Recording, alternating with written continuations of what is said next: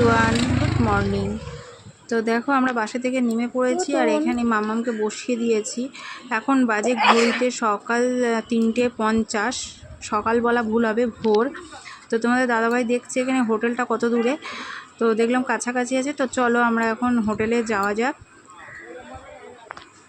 দেখো হোটেলে এসে আমরা একটু ফ্রেশ হয়েছি, হয়ে ভিডিওটা শ্যুট করছি। সিঁড়ি থেকে উপরে এলাম। তো চলো এবার রুমটা দেখাই তোমাদের। এই যে দেখো 302। তো ঢুকে দেখো প্রথমে এরকম একটা বেড আছে, একটা মিরর আছে,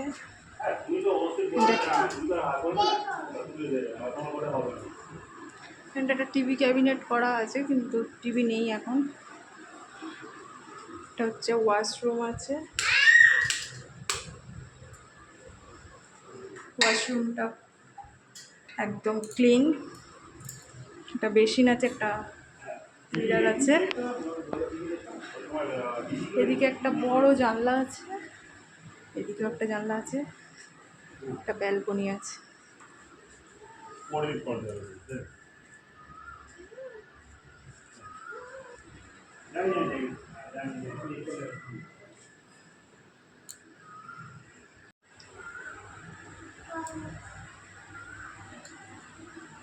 তোতন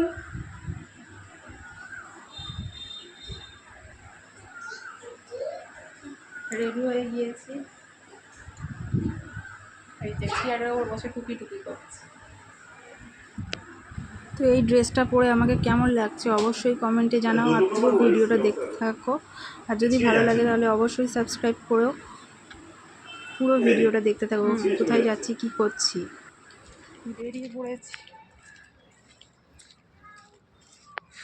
সাসপেন্স তোমাদের দূর করতে চলেছি।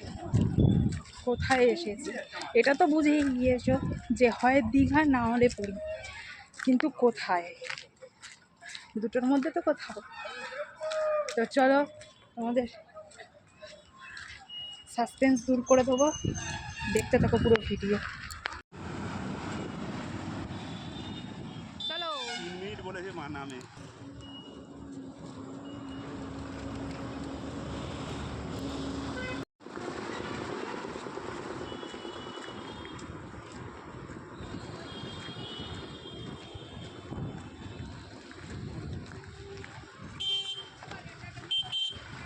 সরে যাও।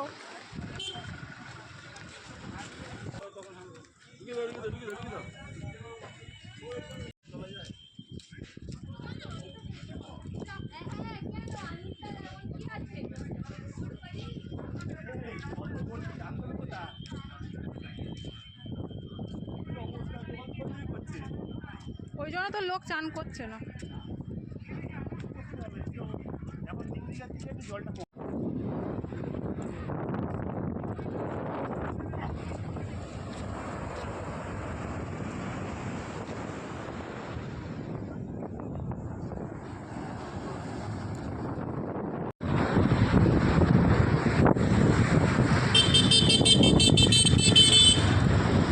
দেখো এখন জোয়ার বলে কাউকেই নামতে দিচ্ছে না, প্রচুর জলের তোর, প্রচুর। ওই দেখো